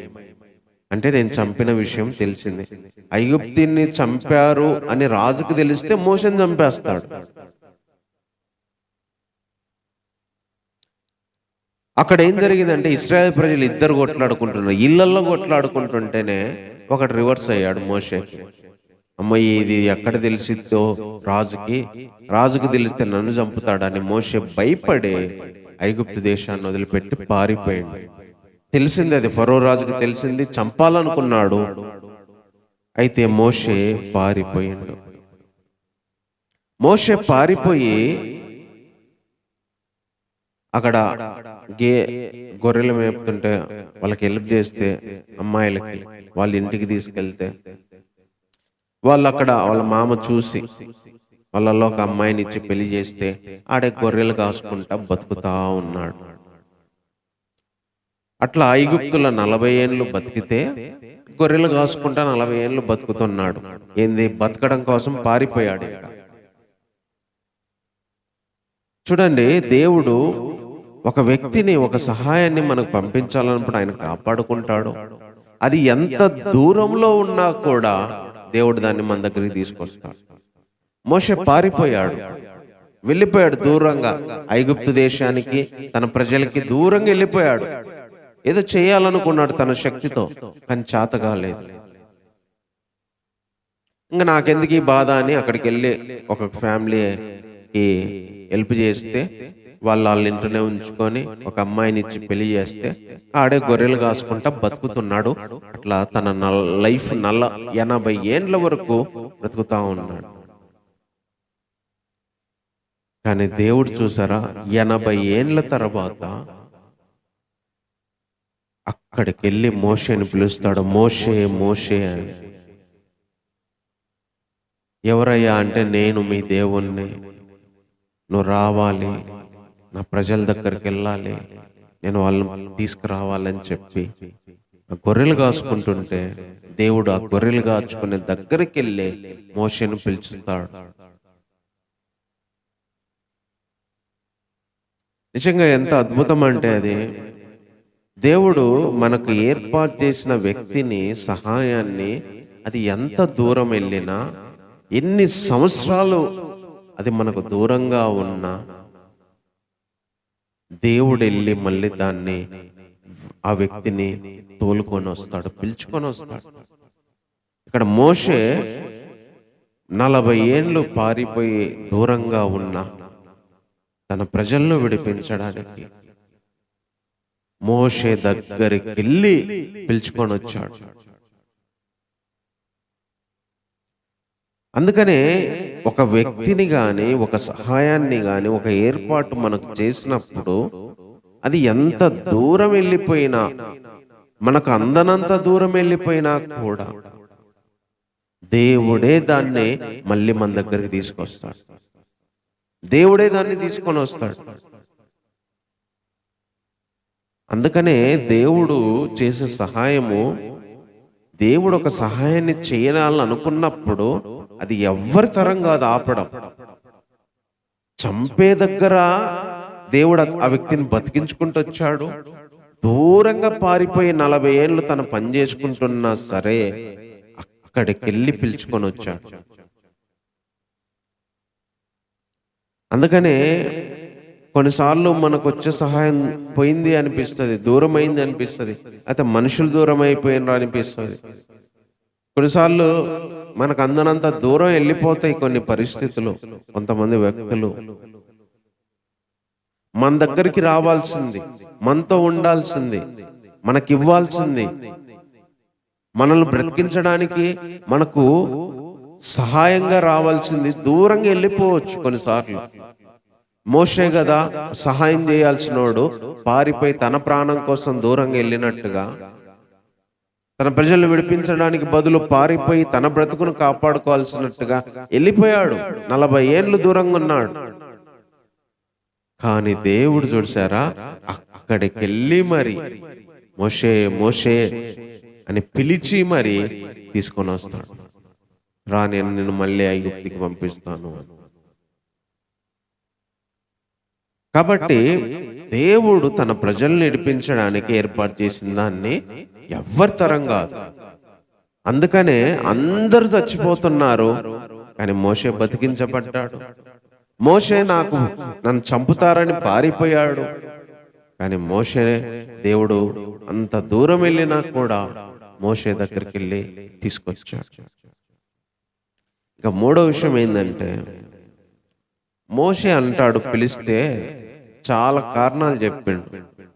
నా వల్ల కాదయ్యా, నేను చేయలేను, నన్నెందుకు, ఎవరినన్నా పంపించుకో, నన్ను నమ్మరు, అసలు ఏ దేవుడు పంపించాడు, అటన్నిటికీ నేను సమాధానం చెప్పలేను, నా వల్ల కాదని దేవునికి వెళ్ళమన్నా కూడా దేవునికి మాటలు చెప్పిండు. అయినా సరే మోషే అడిగిన ప్రతి దానికి దేవుడు సమాధానం ఇచ్చి శక్తినిచ్చి మోషేని పంపించాడు. చూడండి ఏం చెప్తున్నాడు, 3వ అధ్యాయము 11వ వచనంలో, 10వ వచనంలో, మోషే రమ్ము, నేను ఫరో యొద్దకు పంపిస్తాను, ఇశ్రాయేలు నా ప్రజల్ని నువ్వు తోడుకొని రావాలి అని మోషే కంటే, మోషే అంటాడు, నేను ఫరో యొద్దకు వెళ్ళుటకి, ఇశ్రాయేల్ ఐగుప్తులోనికి తోడుకొని పోవటకి నేనెంతటి వాడనయ్యా అంటాడు. అసలు నేనే పాటి వాడిని ప్రభా, అసలు నేను ఐగుప్తుకి వెళ్ళి ఫరోతో మాట్లాడి నేను వాళ్ళని నడిపించడానికి నేనెంతటి వాడిని, అసలు నా కెపాసిటీ అంత అన్నాడు. ఏదో నా బతికేదో చిన్నగా బతుకుతున్నా, నా పని ఏదో చేసుకుంటున్నా, అంత పెద్ద దేశానికి పోయి అంత పెద్ద రాజుతో మాట్లాడి నేను విడిపించగలే, అసలు నేనెంతటి వాడిని అసలు నేనన్నాడు. అంటే శక్తి. మోషే చూడండి, నాకేమొచ్చయ్యా, నేనేం చేయగలుగుతా, నా అసలు నేనెంత నా అని దేవునికి చెప్తున్నాడు. అప్పుడు దేవుడు అంటాడు, నిశ్చయంగా నేను నీకు తోడై ఉంటా, నేను నిన్ను పంపితి అనడానికి నీకు సూచన, నువ్వు ఆ ప్రజలను ఐగుప్తులో నుండి తోడుకొచ్చిన తర్వాత ఈ పర్వతం మీద దేవుని సేవిస్తారు అన్నాడు. మోషే ఎల్లు, నేను నీకు తోడుగా ఉంటా, ఈ పర్వతం మీదే మీరు వచ్చి ఆరాధిస్తారు, ఇదే నేను నీకు ఇచ్చే సూచన అని చెప్తాను. నేను ఎంతటి వాడిని అంటే నేను నీకు తోడుగా ఉంటా అన్నాడు. డెఫినెట్లీగా మీరు ఇక్కడికి వస్తారు, ఇదే నేను మీకు ఇచ్చే సూచన అంటే అప్పుడు మోషే అంటాడు, చిత్తగించయ్యా, నేను ఇశ్రాయేల్ దగ్గరికి వెళ్ళి వాళ్ళని చూచి మీ పితరుల దేవుడు నన్ను మీ యొద్దకు పంపినని వార్త చెప్తే వాళ్ళు ఆయన పేరేంది అని అడిగితే నేనేం చెప్పేని అంటాడు. అందుకు దేవుడు అంటాడు, నేను ఉన్నవాడను అనువాడనై ఉన్నానని మోషేతో చెప్పాను. నేను యెహోవా అనే మీ పితరుల దేవుడైన యెహోవా అనగా అబ్రహాం, ఇస్సాకు, యాకోబుల దేవుడినని యెహోవా మీ యొద్దకు పంపెనని ఇశ్రాయేలుతో చెప్పవలెను. నిరంతరం ఇదే నా నామము అని చెప్పి దేవుడు చెప్తాడు. యెహోవా అని చెప్పు, ఉన్నవాడని అనువాడనని చెప్పు, అబ్రహాం, ఇస్సాకు, యాకోబు దేవుణ్ణని చెప్పు. వాళ్ళు అడుగుతారు, చాలా సంవత్సరాలు అయింది కదా, ఏ దేవుడై పంపించాడయ్యా? ఎవరంటే అబ్రహాం, ఇస్సాకుల దేవుడు. తర్వాత ఉన్న దేవుడు, అనువాడు యెహోవా దేవుడు పంపించాడు అని చెప్పమని చెప్తే అప్పుడు ఇంకా చెప్తాడు, నువ్వు వెళ్ళి రాజు దగ్గరికి మాట్లాడు, రాజు నీకు ప్రత్యుత్తరం ఇస్తాడు, రాజు పంపిస్తాడు, అతను నేను వెంటనే పోనీయడు, ఎన్నో అద్భుతాలు చేసి నేను బయటికి తీసుకొని వస్తాను అని దేవుడు చాలా విషయాలు చెప్పాడు.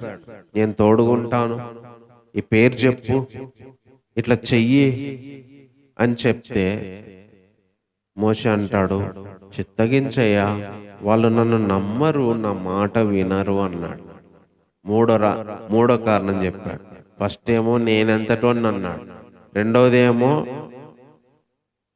దేవుని పేరు అడిగితే నేనేం చెప్పాను అన్నాడు, మూడోది పలాని దేవుణ్ణి పలాని చోటికి తీసుకొస్తాను, ఇలా చేస్తాను అని దేవుడు అన్నీ చెప్తే లేలే నన్ను నమ్మరు, వాళ్ళు నా మాట వినరు, నేను పోలేనులే అంటారు, దేవుడు నీకు అసలు ప్రత్యక్షమే కాలేదంటారు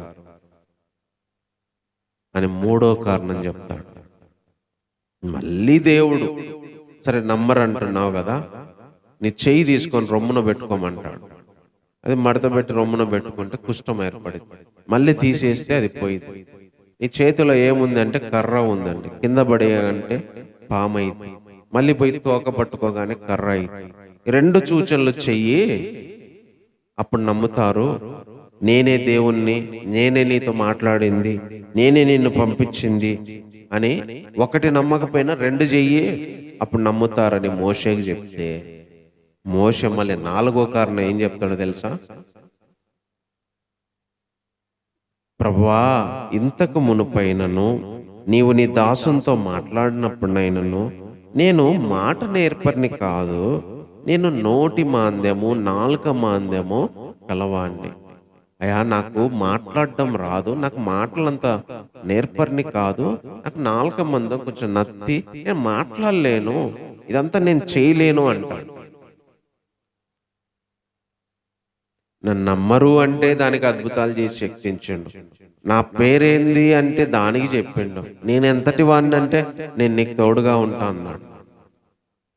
అయ్యా, నేను మాట్లాడలేను, నాకు అంత మాటలు అంత నేర్పుగా రావు, నాకు కొంచెం నాలుక మందం, నాకు నత్తి అని మళ్ళీ ఇంకొక కారణం చెప్పాడు మోషే.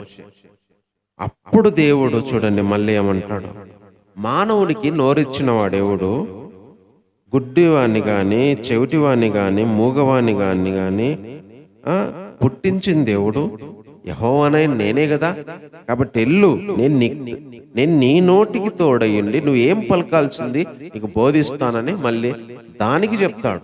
పెద్ద ఆర్గ్యుమెంటే జరిగింది. మానవునికి ఎవరు నోరిచ్చాడు? మూగోన్ని, కుంటోన్ని, గుడ్డోన్ని, చెవిటోన్ని ఎవరు సృష్టించేది? నేను కాదా? నేను నీకు నోట్లై ఉంటా, నీకు తోడుగా ఉంటా, నువ్వు వెళ్ళు అని చెప్తే అప్పటికన్నా పోయిందా? లేదు. అప్పుడేమంటాడో తెలుసా? అయ్యో ప్రభువా, నువ్వు పంపాల్సినోన్నే పంపయ్యా అంటాడు. నన్ను కాదు నాయన, నువ్వు పంపదలిచినోన్నే పంపు. అయ్యో ప్రభువా, నువ్వు పంపాలనుకున్నోని పంపించయ్యా, నన్ను వద్దయ్యా అంటున్నాడు. అప్పటికి దేవుని కోపం వచ్చింది. నీ అన్న లేడా? ఇదిగో అహరోన్ నీ అన్న ఉన్నాడు కదా, బాగా మాట్లాడతాడు కదా, నువ్వు వెళ్ళు, అతడే నీ పక్షాన మాట్లాడతాడు, నేను అతనికి చెప్తా అని చెప్తే అప్పుడు మోషే వెళ్ళడానికి ఇష్టపడతాడు.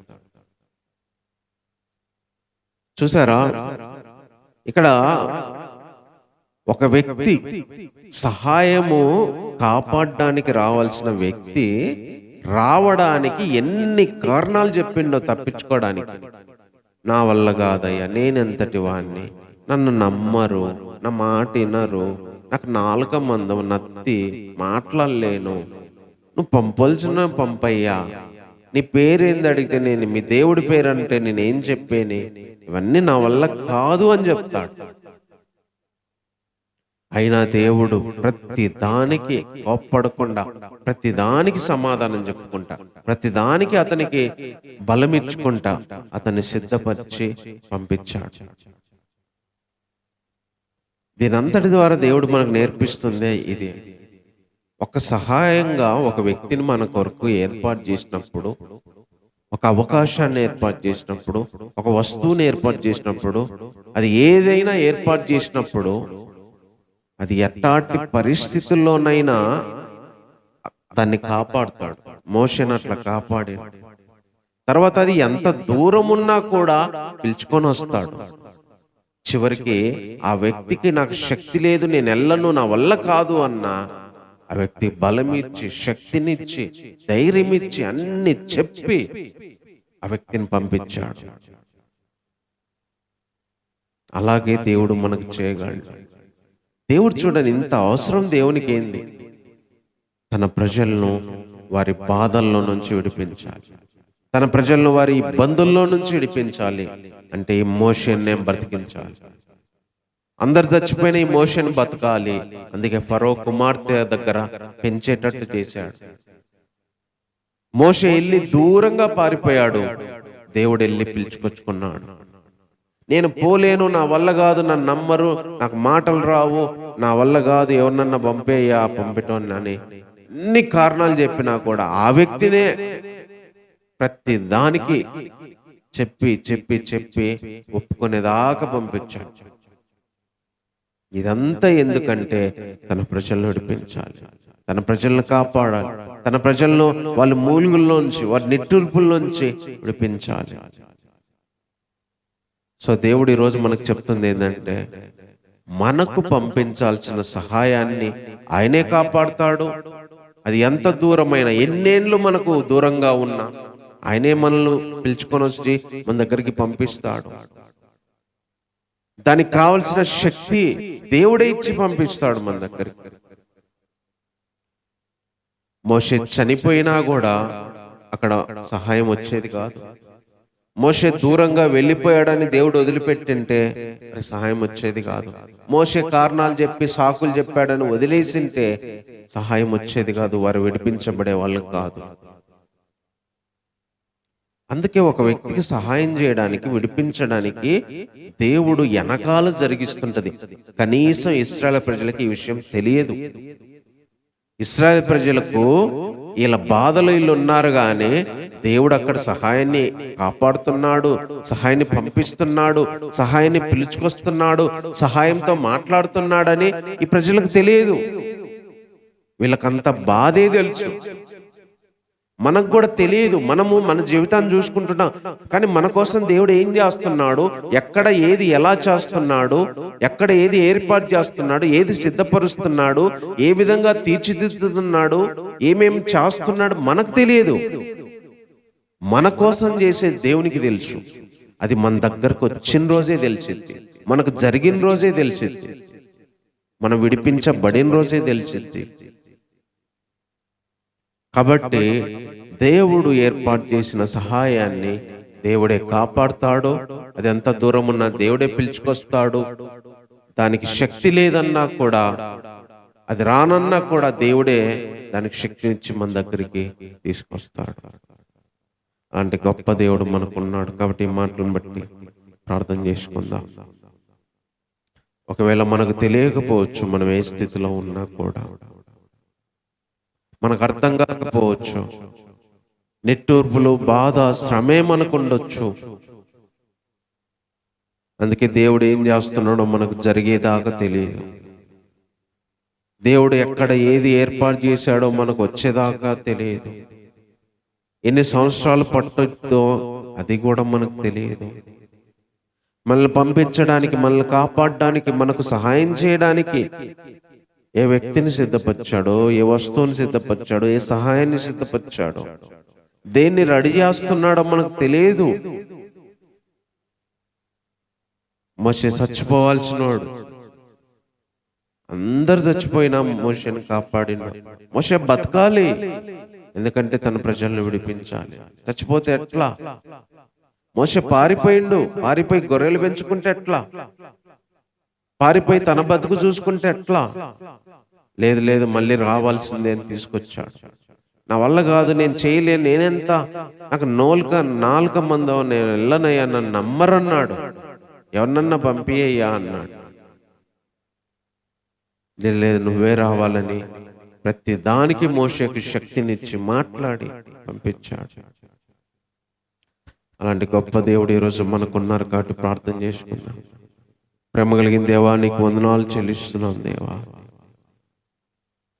మా దగ్గరికి పంపించే సహాయాన్ని కాపాడేది మీరే, అది ఎంత దూరం ఉన్నా వెళ్ళి తీసుకొచ్చేది మీరే. మాకు సహాయం చేయడానికి అది రాను అంటున్నా కూడా శక్తినిచ్చి, ఒప్పించి, బలాన్నిచ్చి మా దగ్గరికి చేర్చేవాడు ప్రభువా. మా వెనకాల ఇంత జరుగుతుందని మాకు తెలియదు దేవా. మా కోసం మీరు ఏమేం చేస్తున్నారో మాకు తెలియదు దేవా. మాకు సహాయం చేయడానికి ఎంత అద్భుతంగా మీరు పనిచేస్తున్నారో మాకు తెలియదు ప్రభువా. అది ఎక్కడున్నా మీరే కాపాడుతారు, అది ఎక్కడున్నా మీరే తీసుకొస్తారు. దాన్ని ఒప్పించి తీసుకురావాల్సిన బాధ్యత మీరు తీసుకుంటారు నాయన. వచ్చిన రోజే, మా జీవితాల్లో అది జరిగిన రోజే, మేము పొందుకున్న రోజే తెలుస్తుంది, అయ్యో మమ్మల్ని విడిపించడానికి దేవుడు సహాయం చేశాడు, మాకు సహాయం చేశాడు, మమ్మల్ని విడిపించాడు, మాకు ఈ సహాయం చేశాడని జరిగిన రోజే తెలుస్తుంది ప్రభా. అంతవరకు బాధే మాకు కనపడుతుంది, అంతవరకు దుఃఖమే కనిపిస్తుంది, అంతవరకు నిట్టూర్పులే మాకు కనిపిస్తాయి. సహాయం మాకు కనిపించదు. కానీ సహాయాన్ని మీరు సిద్ధపరిచే దేవుడు ప్రభా, సహాయాన్ని కాపాడే దేవుడు అయ్యా, సహాయాన్ని పంపించే దేవుడు, సహాయం ఎక్కడికి వెళ్ళినా దాన్ని తీసుకొచ్చేవాడవు ప్రభా. ఎన్నేళ్ళు మాకు దూరంగా ఉన్నా దాన్ని తీసుకొచ్చేవాడవు ప్రభా. వాక్యాన్ని మాలో అందరిలో ఫలింపచేయండి. వాక్య ప్రకారమునైనా మేము మిమ్మల్ని నమ్ముకొని ఎదురు చూడడానికి సహాయం చేయండి. ఈరోజు సార్వత్రిక సంఘాలను, ప్రపంచంలో ఉన్న సంఘాలు అందరూ నిన్ను ఆరాధిస్తూ ఉన్నారు, అందరూ నిన్ను గురించి పాడుతూ ఉన్నారు, నీ మాటలు చెప్తా ఉన్నారు ప్రభా. వారందరికి కూడా ఎలాంటి గొప్ప నిరీక్షణ దయచేయండి. అందరూ నిన్నే నమ్మారు, నీ రాజ్యం కోసం ఎదురు చూస్తున్నారు.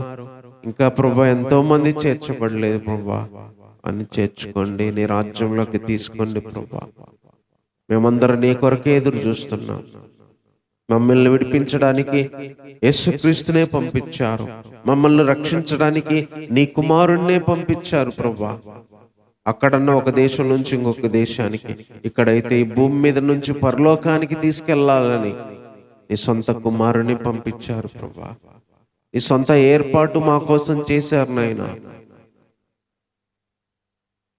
మాకు తెలియదు ప్రభా, మా పాపాల్లో నుంచి, మా అపవిత్రత నుంచి, మా అవమానాల నుంచి విడిపించే ఒక రక్షకుణ్ణి ఎప్పుడో ఏర్పాటు చేసి టైం వచ్చినప్పుడు మా దగ్గరికి పంపించారు ప్రభా. రెండోసారి సిద్ధపరిచి మళ్ళీ తీసుకెళ్ళడానికి పంపిస్తానని మాట ఇచ్చారు ప్రభా. దీని కొరకు అనేకులం ఎదురు చూస్తా ఉన్నాం. అది నెరవేర్పు మా జీవితాల్లో జరగడానికి సహాయం చేయండి. ఎంతోమంది లోకంలో ఉన్నారు ప్రభా, తెలియని స్థితిలో ఉన్నారు. ఎంతోమంది వేరే వాళ్ళనే దేవుడు అనుకొని నీకు దూరంగా ఉన్నారు ప్రభా. కొంతమంది అయితే లోకంలో ఉన్నయే జీవితం అని ప్రభా నీ దగ్గరికి రాలేని స్థితిలో ఉన్నారు. పనులను బట్టి, లేకపోతే ఇంకా కొన్ని లోకంలో ఉన్న సంతోషాలను బట్టి కొంతమంది రాలేని స్థితిలో ఉన్నారు ప్రభా. దయ ఉంచి సహాయం చేయండి నాయనా. ఎవరు ఏ విషయాల్లో బంధించబడ్డారో దేవా, వాళ్ళందరినీ విడిపించి ఆ దేశంలోకి, పరలోక దేశంలోకి నాయనా మీరు తీసుకెళ్ళండి ప్రభా. ఈ భూమి మీద ఉన్న రోజులు ప్రతి ఒక్కరిని మీరు నైనా కాపాడండి, రక్షించండి, సహాయం చేయండి. మరి బాధల్లో, భూమి మీద ఉన్న బాధల్లో కూడా మీరే మీ సహాయాన్ని పంపించండి ప్రభా. ఇంతవరకు మాతో ఉన్నందుకే వందనాలు. వచ్చిన వారిని, కుటుంబాల్ని ప్రభా, వారి ఆరోగ్యాలని, ఆత్మీయ జీవితాలని, చేస్తున్న పనుల్ని అన్నిటిని మీరు జ్ఞాపకం చేసుకోండి ప్రభా. చుట్టూ ఉన్న వారిని జ్ఞాపకం చేసుకోండి, మా దేశంలో ఉన్న వారిని జ్ఞాపకం చేసుకోండి ప్రభా. ప్రతి ఒక్కరిని మీరు నైనా ఆశీర్వదించండి, కాపాడండి. అన్నిటికంటే ముఖ్యంగా రక్షించుకోండి దేవా.